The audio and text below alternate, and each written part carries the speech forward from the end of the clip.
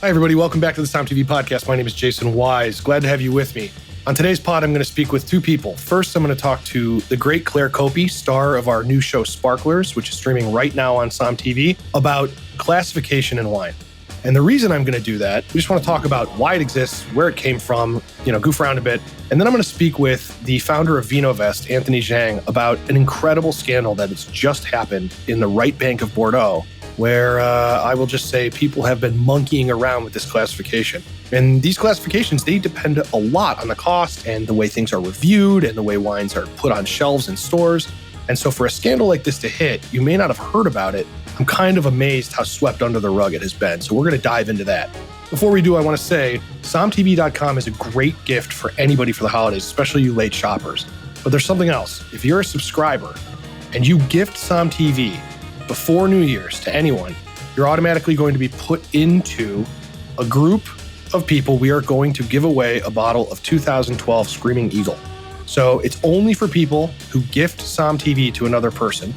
And I really wish that I could have found a way to save this bottle and drink it myself, but we've decided to see who this would go to. So go to SommTV.com, and if you're a subscriber, gift Somm TV to somebody for an entire year, and you can get put into a giveaway for a bottle of Screaming Eagle. Oh, and guess what? You also get a free deck of Blinders, our blind tasting card game, if you gift Somm before New Year's to anyone. So automatically get that, and you get entered for the Screaming Eagle. All right, everybody, without further ado, I'm going to speak with Claire Coppi. Hello, Claire. How are you? I'm doing fabulous. How are you doing, Jason? Hey, anytime I get to wake up in the morning and do a podcast with you and bourbon, I'm in a good place. Oh, you have bourbon, do you? No, I don't. I have coffee. A little hair of the dog? With my child's chocolate milk in it. It's wonderful. Nice. Yeah. So, okay. We are going to talk about something that is, it's a real barn burner of excitement, which is classification of wine. Oh my God, stop it. Yeah, no, it's real hot, real sexy. So after I talk to you, I'm talking to Anthony Zhang over at VinoVest Nice. because of this scandal that I just can't believe is a reality. And basically, long story short, and Anthony's going to get into it with me, but there's some monkeying around of wine classification. And so I wanted to talk to you first, Claire, about, I hate to put it so plainly, what is classification and why does it matter? Like, what does it mean and where do they do it? And, how do we even start that one? Well, yeah, I mean, classifying wine is such a subjective thing. So first of all, you have to understand that, it's somebody else's opinion, Like Napoleon III? Like Napoleon III. Excellent segue. I think the region in the world that is best known for a classification system it's got to be Bordeaux in France, right? Right. Well, before we get to Bordeaux, what are some of the other regions? I mean, is this mostly a France thing? It's mostly a France thing. A lot of regions like Spain or Italy kind of classify and break down their wines as far as like aging requirements go. You got your reservas, Grand Reservas in Rioja, which signify quality, but you can also get some that aren't aged for as long that are excellent. Again, subjective. But as far as a system like this goes, I think Bordeaux is pretty unique, personally. Yeah, it's very confusing. I think when people look at a bottle and they see these Grand Cru, Premier Cru, Grand Cru Classé, and then of course you have Bordeaux split into two pieces. Yeah. Why don't we start on what would be maybe more known and maybe easier to break down, which is the left bank of Bordeaux. Yeah. What is the classification going on in that place? So this was created in 1855 by Napoleon III. Well, he instigated it, I should say. Because there was a grand exhibition, and he wanted Bordeaux to show off their finest wines, but had to kind of wrangle them into a system. So that was based at that time in 1855. That was based purely on what the most expensive wine was. So it got broken down into 5 different tiers or growths. So you have your first growths, second growths, third growths, fourth growths, and fifth growths. And all of your first growths were the most expensive wines of the time. And there were 4. And that's it? It literally was, they didn't do a tasting. They didn't do everybody vote. Market nothing. Price. What's the most expensive? They didn't have a bunch of Somms in Brooklyn weigh in on this? Nope. And there probably was one Somm in Brooklyn. He's like, I've been here since 1855. He's got like a lumberjack shirt on and a mustache. He's like, I don't even need these glasses, but I think they make me look ironic. But yeah, so completely just based off of price for reds and whites, I should say. For the whites, it's broken down a little differently. You've got the superior first growth, which is just one wine, and that's Chateau Angelus. And then you've got your first growths and second growths. So those are the whites. But the 5 growths are for the reds. There were only 4 first growths at the time, and this has not deviated since then, with the exception of Mouton Rothschild elevating in 73 to first growth. And that is, unless you're a Rothschild, it's not going to happen for anybody else. I don't think ever again. Yes, well, I didn't marry properly. I am not a Rothschild. Right? Yeah. Well, next time. Next time, yes, next time. It's very interesting for me, and this is a whole lot to unpack, and a whole thing that there are countless like learn wine beginner videos that try to explain this stuff, but I like the way you put it. It was just organized by what was the most expensive, and now it's almost like this caste system. I hate to, I know there's a lot of things that come with the title of a caste system, but those wines that are at the top are still the most expensive. Yes, and the wines that are at the bottom are going to be cheaper. And it's hard, I think, for the consumer to understand. And segueing into the right bank, which is on the other side of the river in Bordeaux, some of my favorite wines, and I think some of the best bargains of wine, especially in France, come from this part of the world. Oh, yeah, absolutely. But their classification, Claire, how do you even start? Because this is where the scandal Anthony and I are going to talk about happened. How do you even start with the classification on the right bank? They didn't really have their own classification system until 1955. And they did the exact opposite of the left bank. And it was purely based off of the quality of the wine. So they have their Grand Cru Classé A, Grand Cru Classé B, and then just Grand Cru Classé. So you've got a lot of wines that are under Grand Cru Classé, and only 4 under A at the moment. And I say at the moment because they leave it open to shift. Unlike the left bank, which is kind of set in stone. And even if you're an excellent producer, but you were labeled third growth in 1855, you can't move. On the left bank, you have a chance every, 12 years or so, or 10 years? Kind of depends. I think the last one was 2012 that they assessed it. So you have the opportunity to shift and to elevate your winemaking and prove that it deserves to move up from Grand Classé to Grand Cru Classé B, So there's a little more opportunity and wiggle room for people to elevate and also, get taken down a notch as well, potentially. It's just when you go into a wine shop and you see all of these wines and you're like, okay, I want to buy something nice. And they all say Grand Cru. They all say it. It's misleading, right? What in the good hell? I mean, it's like if you go to Chablis, and, you see Grand Cru and you see Premier Cru and then you see Petit Chablis and Chablis. Correct. So at least you can go, oh, this one's Grand. This one's bigger, even though that doesn't necessarily mean better in my opinion. But it's just so confusing when the whole point of this is supposed to be which one's the best, right? I mean, what's the point of classifying something and then making it so damn confusing? I know. It is very confusing. And I think a lot of consumers are like, oh my God, it's Grand Cru and it's only $20. How is this possible? Yeah. Well, you'll find out in my next conversation with Anthony. Yeah, Anthony's going to outline how this can be monkeyed with. Yeah. Like any human system, anything where you have humans behind it, it is just inherently set up for errors. Yeah. But before I talk to Anthony, just one more question. Are there any parts of France that are doing this right, in your opinion, that are getting the closest to right? I mean, is Bordeaux, did they do it right? Should it be by price? Did Champagne do it right? Which is also very confusing in my opinion. Champagne always does it right. They always do it right. Are there any areas that are doing it right? There's just so much red tape with a lot of the Grand Cru and Premier Cru stuff too in Burgundy that just, it's just such a pain in the ass for a lot of these villages to get elevated to Premier Cru and then Grand Cru level, even though they could be right next door to a Grand Cru and have the same freaking soil types and everything. It's very political. I don't know if anybody's doing it right per se, because there's, like you mentioned earlier, there's always room for error with us. I don't know that Bordeaux does it right. You can see the merits for both systems, but it sucks that nobody has a chance on the left bank to get elevated. But then there is all this kind of gray area on the right bank. I don't know if anybody's doing it right. Well, I might just bury myself away in Champagne and be like, I don't care, just give me. Yeah. Well, Champagne's one of those places. I mean, this is kind of heresy, but you can go to Burgundy, you can go to Bordeaux, and you can get bad wine. And I don't mean bad in that it's like terrible, but I mean, it's not worth the price. It's just not great. champagne, that's hard to do. Yeah, for me, it's always pretty hard good. to get. It's hard to get wine where you're like, oh, I don't like this. It's always pretty good. Yeah, and also, it champagne also does has to be said, you need to be drinking these like, you talk about like, oh, it's always going to be fabulous because it's a first growth, which I mean, yes, but when it's drunk at the correct time. Same with Grand Cru and Burgundy. Like you can spend a lot of money on a Grand Cru and Burgundy. And if you're not drinking it at that like sweet spot, it might not be as enjoyable as just, a village level wine right out the gate, So again, all subjective.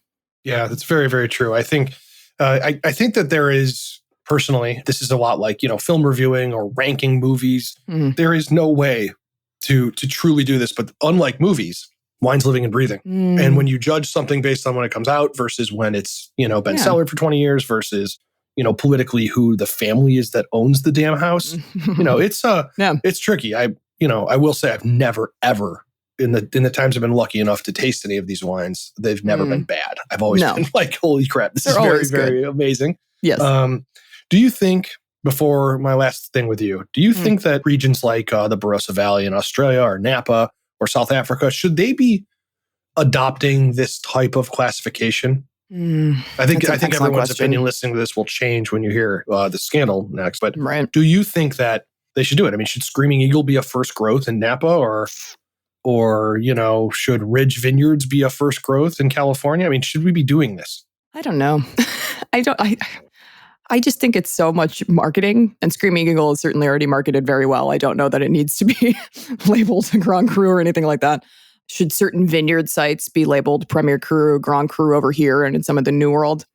Maybe. I don't know. There's this kind of romanticism of it just being this kind of wild, loose, unlabeled thing here that I kind of enjoy. And then once you start labeling things, the price is just going to shoot up even higher. It's already so crazy in a lot of these areas. So I don't know. I say leave it alone, but also I don't know. This is a very uninformed answer. But no, I asked your opinion. I don't know. No, I'm with you. Leave it alone. But I do think it'd be interesting from a marketing standpoint if like the state of New York did this with all their wines. Just all of a sudden, like New York made Grand Crus. Like everyone like turned their head to like, New York has wine? It's just like, what? Like, wait, what? The Finger Lakes? The Finger Lakes. And they're great wines. But they really are. I think it just kind of, for us, it's just marketing. And I don't know. It feels kind of like, this sounds like, stupid Americans, but it's a French language. When you put Grand Cru or Premier Cru in front of a wine, I think a lot of Americans are confused by that title. What does that mean? And, that's us trying to cling on. I also hate, like when you go up to like the Willamette Valley or some other, areas of California and they're like, oh, this wine is very Burgundian. It's like, what happened to sense of place? Like, I understand why you're trying to spin it that way because Burgundy is awesome, but this is Oregonian. This is Californian. This is Santa Rita Hills. I won't call it any names, but I'll go to places in Santa Barbara or Oregon or especially Napa or Sonoma, and they're like, "This wine is made from a monopole," and I'm like, "A monopole, really?" Like we're standing in Sonoma, it's made from a single vineyard. I mean, like, did you have to say monopole? Like I don't know. It strips us of our identity and these regions of their own specific, unique identities that I think we need to embrace more. The French are not pretentious for using it. We are, if we use it. Yeah. That's my opinion. It is a monopole. Is a monopole. Anyways, Claire, it is a pleasure to have you on. Now I'm going to speak with the great Anthony Zhang, and we're going to talk about this. I mean, I just can't even with this scandal. It's unbelievable. Yikes. Thanks for being on, kid. Thank you. Anthony, it is great to have you back on the pod. I should ask really fast before we get into what I think is a pretty scandalous topic right now with the news. How are you? You doing okay? How's the wine investment world? It is good. Things are starting to heat up a little bit, especially in the champagne market. As we're heading toward the holidays, and this vintage, particularly in champagne for 2021, frost has not been kind to the region of Champagne. So yields are down.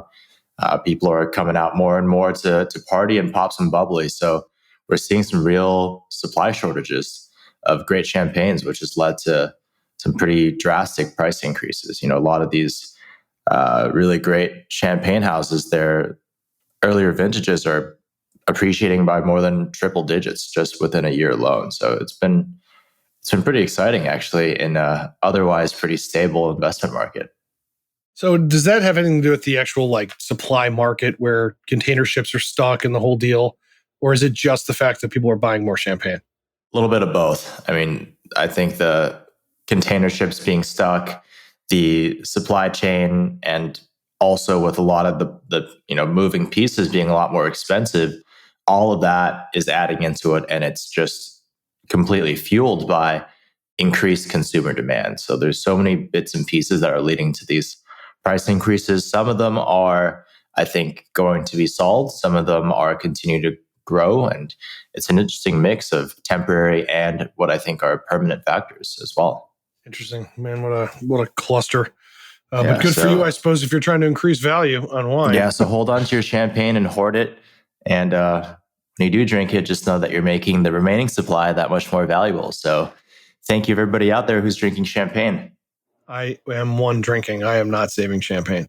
All right, let's talk here about this news. How do we start with this whole Bordeaux news? How do you explain this in layman's terms to people who just are drinkers? What happened? Yeah, I think to really backtrack on it, we're talking about a part of Bordeaux, Saint-Emilion, that has had, first of all, 2 of its major chateaus reject the top classification. So I would liken it as, say, if Yale and Harvard, who are part of the Ivy League since its inception, just decided to be like, hey, we're not part of the Ivy League anymore.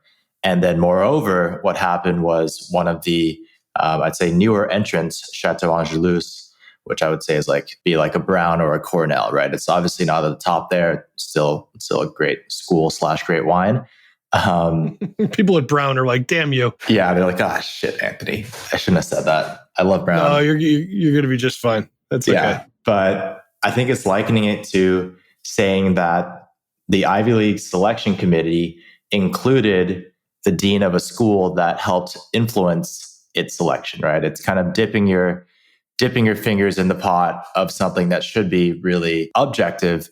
And one of the co-owners of Chateau Angelus was recently convicted of that crime. It's a very strange thing, because is it really a crime? I mean, I look at, this whole classification thing is complicated. It has a long storied history, in Bordeaux. It goes back to Napoleon, and it's just a whole thing where it's trying to figure out what is opinion, what is real, and what is just trying to sort things out. Because there's a lot of things with wine, and I think France has always been, ahead of the curve on trying to quantify what's the best. This isn't just wine. France has been in this when it comes to classical music, when it comes to artists, painters, everything. There's always been this kind of idea of who's the best, who's the second best, what are the tiers, what's worth what. And so it makes sense that wine would be no different. But how do you explain what this person did? And we should say this is the owner of Chateau Angelus, which by all regards is one of the great wines of the world. You'll see their wines in like Bond films, and it's pretty serious stuff. So what actually did you watch the most do? Recent Bond film, actually? No, but I know there's an Angelus. No, I know there's an Angelus cameo. I am there's a little sighting. Dying to see it. Yeah, dying to see it. I mean, obviously in Casino Royale, they have Angelus on the train, and we talked about that in an earlier pod with Jonah Beer, and I did. But what did this individual do? Because it seems like it's like manipulating the market almost. What exactly happened? Yeah, I mean, so he was part of the selection committee. Every 10 years, the selection committee comes together and they decide like, hey, who are the chateaus in the Grand Classe A? So that's, the top, and they have B, and the rest is just Grand Cru Classe. So I believe almost 10 years ago, Angelus was promoted to Premier Grand Classe A. A lot of people were surprised. It's a great winery, but they didn't think it was that great. And a lot of the chateaus that were demoted from A to B or B to even lower thought there was some foul play.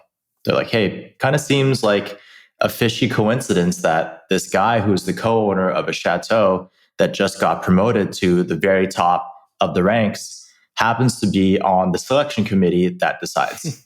So that's essentially what happened. And there are still, even after this particular case was settled, there are still a lot of ongoing lawsuits with those demoted chateaus, with other chateaus that think they should be promoted. So there's still a lot of legal battles going on around this classification. And so he was, I guess, for lack of a better term, busted for putting his friends essentially into this classification, right? I mean, is that what the news is? I want to try to really dispel this into so it makes sense. And you need analogies here. I don't know if you're a sports fan, maybe it's like the college football selection committee. If you're if you're a fan of like the Michelin guide, it would be like making the 3, 1-star, 2-star, 3-star Michelin.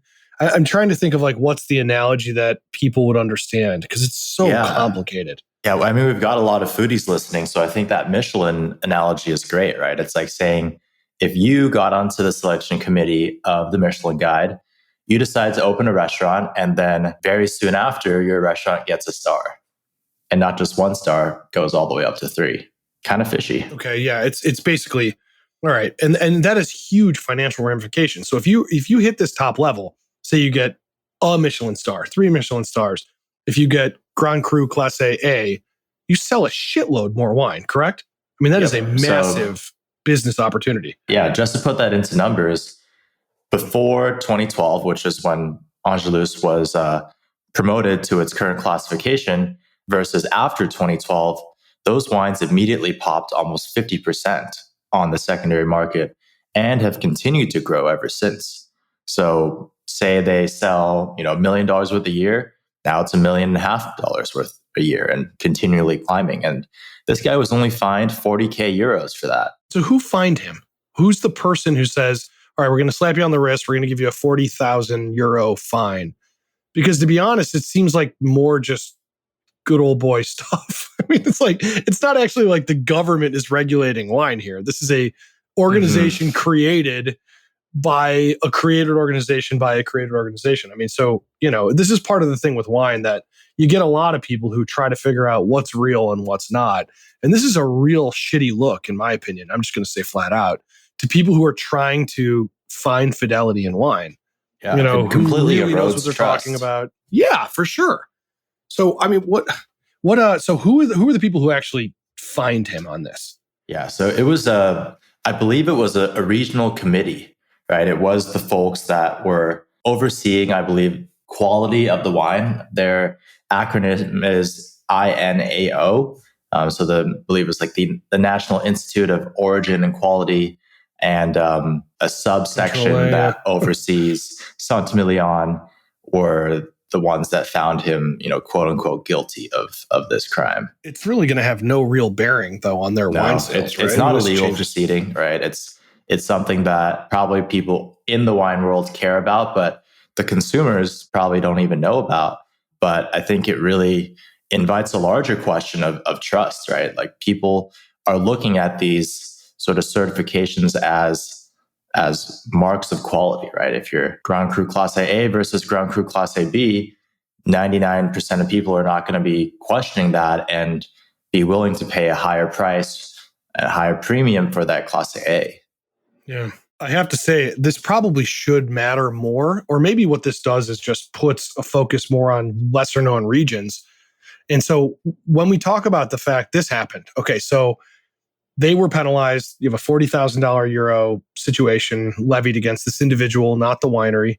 And so when this happens, does this screw everybody on the right bank of Bordeaux? I mean, Bordeaux itself is on paper, it looks like a very established, region. You have a right bank, a left bank. Left bank has been buttoned up for quite a long time because they have the, Premier, and, they have a very different situation than the right bank. And I feel like the right bank has this, though they're older than the left bank. I mean, the left bank was all swamps until the Dutch and they drained it. I feel like they still have this little brother, little sister kind of quality to them where they're trying to feel like we're important too. And that's not really fair because they make incredible wines over there. But does this hurt the right bank? Does this hurt everybody there for this to have happened? And where do you think, as someone who is involved in wine investment and wine collecting, where do they go? Yeah, I think that's a great point in that it does hurt a lot of the wineries, right? Especially on the right bank. I don't think the left bank will see any sort of residual effects, but especially for wineries that are up and coming, right? Maybe they are deserving of being promoted the next time around, which is coming up next year, actually. That promotion is going to mean a lot less because its legitimacy has been in question, right? It's like winning a Heisman after a cheating scandal, right? It's still the Heisman, but it doesn't feel that good anymore. And that's what I think it is. So I do think it's going to be unfair to the chateaus that are about to be promoted. I don't think the top chateaus that are already at Class AA are going to be impacted because their reputation is much more than what that classification even means. But I do think that raised a lot of eyebrows now. And I do think there needs to be better accountability or transparency into that selection process for trust to be reestablished. Yeah, especially if they want this to be a way that the public finds what's the value, what's the quality. Do you think there's going to be any, you brought up the Heisman situation. Do you think there's going to be any ramifications to Angelus? I mean, is Angelus possibly going to lose their classification, do you think? Do you think this committee might go, somebody's head has to go on a spike here for this? I think if they decided to be aggressive and make an example, that would happen. But as you mentioned, even with the penalty, it wasn't the chateau. It was just one guy. So I think there might be more to the story than is being let out, that why is it such a small fine, right? It's 40,000 euros in the grand scheme of things for this co-owner of Angelus. It doesn't really matter. And he is also a winemaking consultant for a bunch of other vineyards in the area that are also classified. So I feel like the influence that some parties may have into this situation are helping to protect some interests, especially with Chateau Angelus. I don't think they're going to be impacted. These sort of legal battles or complaints are still going to continue to be happen. No one's really happy about this outcome, and it does seem just like a symbolic slap on the wrist, and it's just going to roll over, and in a month everyone's going to forget about it. Yeah, it's a very very underreported situation here. Totally. I mean, in wine, it's a funny thing. If you're a sports fan, and I think sports is always a great analogy because it's so in your face, whether you follow sports or could give a crap anyway. If you're in Europe, it's soccer, it's, all this. But if you're in America, it's, God, just nonstop. World Series is going on. And I look at it like, if you're a sports fan, you're over bombarded by news. If you're a wine fan, you're over bombarded by, frankly, tons of bullshit opinions, but not news. And so this is real news in the wine world.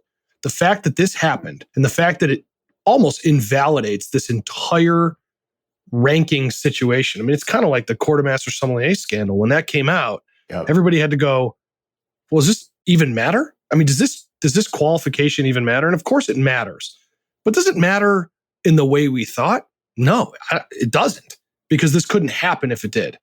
And so when I see an event like this happen, I want to know about classification as a whole. I think it damages the entire idea that you have tiers of quality of wine decided by individuals. I mean, this isn't like the Oscars or Golden Globes, which is complete opinion. It really is. There's not like you don't go to Kansas and ask somebody on the street and go, hey, was the artist the best picture of that year? Somebody'd go, what's the artist?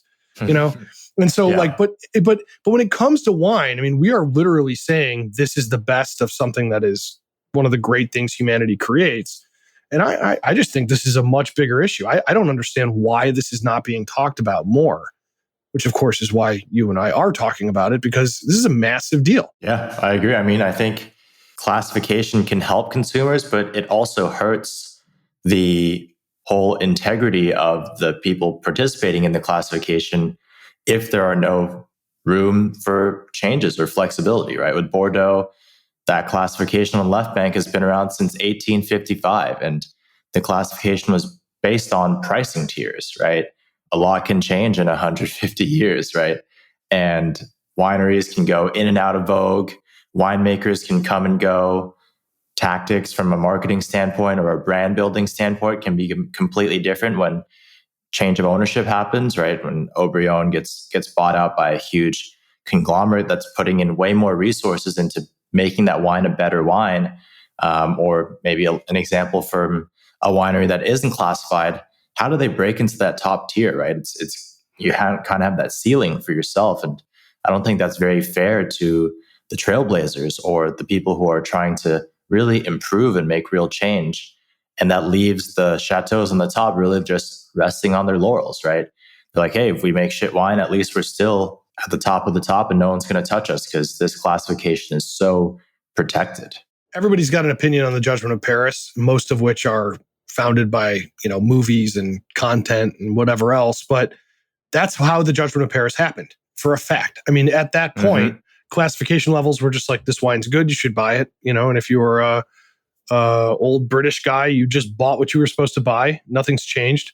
And then, Spurrier and Patricia Gallagher did the whole Judgment of Paris, and these American wines. I don't even think it's that the American wines that won were truly that fantastic. It was just a revelation that they were just great. It's not like they were like, it's not like Carl Lewis came out and did something and you're like, oh my God, I cannot believe there's a human this fast. It wasn't like that. It was like, oh my God, I cannot believe here's this other entire place that is making really great wine. That was it. That was the bar. It was just like, it exists and it's really good. Yep. And they can coexist. 100%, 100%, which is going to bring me to my next, really speculative question.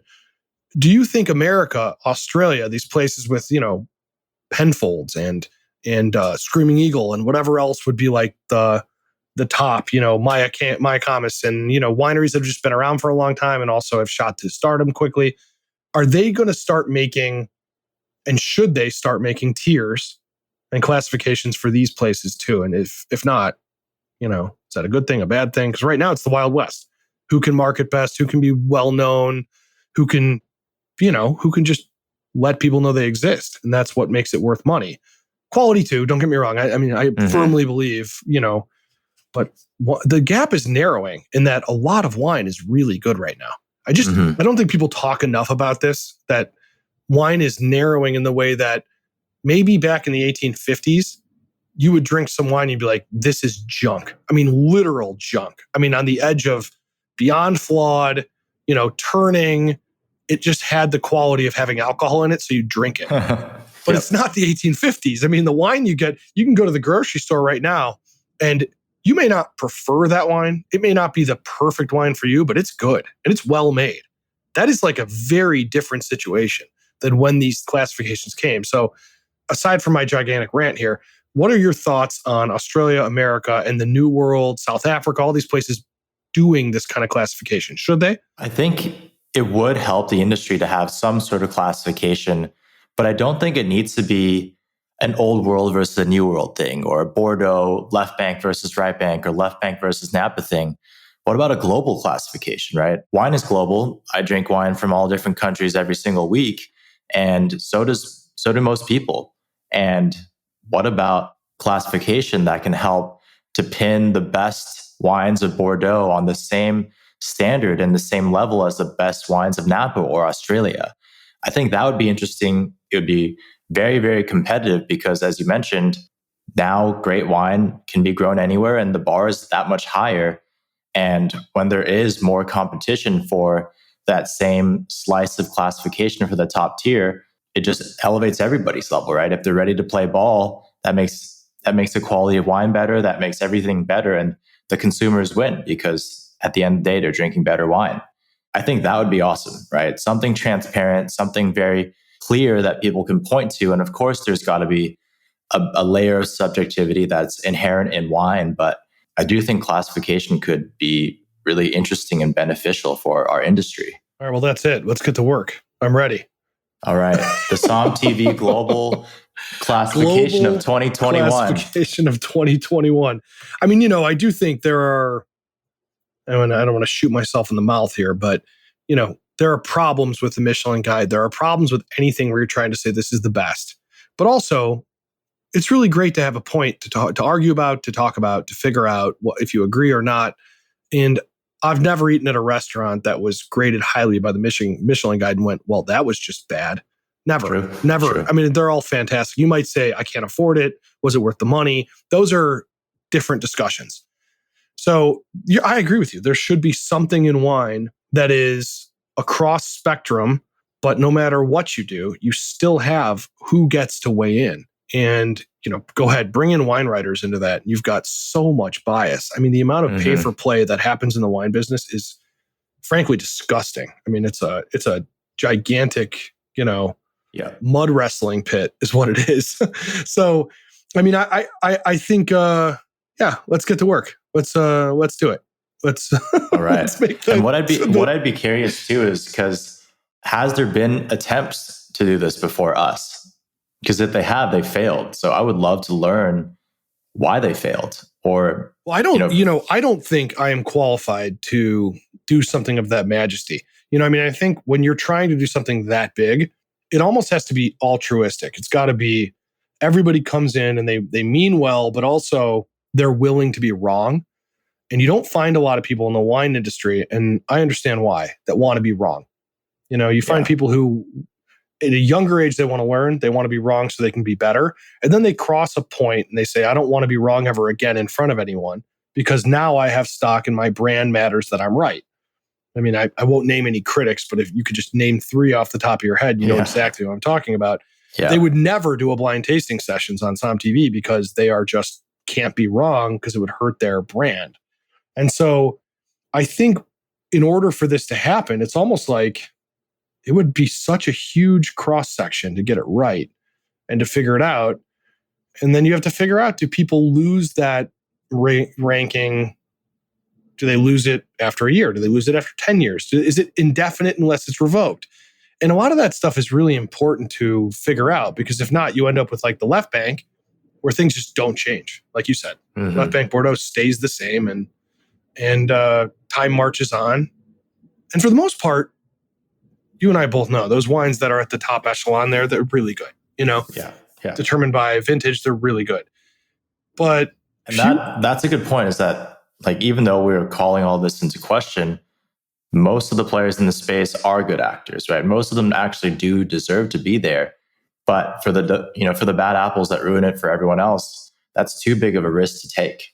And that's why I think having some sort of almost third-party kind of collective that can build out clear and transparent criteria for inclusion, exclusion, upgrades, downgrades, things like that, that when a winery goes up or down, you can point at some clear factors. And that's why there are no people like, oh, something fishy is going on. You can see like, hey, because of reasons ABC, this winery is in, tier 1 versus tier 2. I think that would help so much with consumer trust, because back to your point about pay to play, I see all these, wines at the grocery store. They're like 92 points, 93 points. And sometimes they don't even say who gave them the points. And it's like, what was it your grandma that gave you the points and like, good job type of thing? Or is it actually a reputable source? So I'm going to get a bunch of these wines, the top wines of the world, and taste them with my mom blind. And I'm just going to let my mother in Ohio figure out what the great wines of the world are. Because at this point, you might as well just go, take somebody who knows nothing and then take somebody who knows everything and then take a median, what's the consensus situation? And, you're not wrong when you go to the grocery store. You're now, you got Wilford Wong, you got Wine Enthusiast. Doesn't even say who the reviewer is, just says Wine Enthusiast. Yeah. You've got all this stuff from a point allocation. And it doesn't mean that those are wrong, by the way. It really doesn't. Generally, if you try something highly rated, it's probably good. I always go back to it matters based on what you wanted to pay. And that's the other tricky part. Nobody brings in cost to these rankings. And I know we're slightly off topic here, but that's another tricky thing is like this wine may be excellent. They may be classified at a really high level, but is it worth what you're paying? And that's where you come in as an investor or a wine investor offering that service for people to go, all right, this is more than wine. This is history. It's art. It's scarcity. It's the things that you and I've talked about in this pod many times. And then it gets even more complicated. And then I realize I don't know how to figure this out because it's more than just wine every time. Yeah, I've had, when we did Som 1, I drank a bottle of Angelus 1961 with Fred Dame. And it was incredible. This was one of the first times I had ever had a wine that old in my life. And basically we were meeting with Fred because at that point he was on a committee for the court. And they basically were giving us access if we were going to be able to film. And so what I guess I'm trying to say is I have incredible memories and love for Angelus. So, I've had great wine by them. They're a great, it doesn't mean that they don't make great wine. So it's conflicting, this whole thing. But I don't know if it's worth 40,000 euros as far as punishment, I think is what I'm trying to say. Yeah. I mean, it's just a slap on the wrist, right? And that is not just the wine world, right? I think if you're in a position of influence, whether it be, you look at all these white collar crimes in Wall Street, or like, oh, this guy had a Ponzi scheme, but just pays a couple, $100,000, or every single year, Goldman Sachs, Morgan Stanley, Wells Fargo, they have a budget for these fines from the SEC. And they've just kind of accepted that, because even though they're paying millions or even tens of millions a year on these fines, they know that it doesn't matter for their business. So they're okay with continuing with these activities.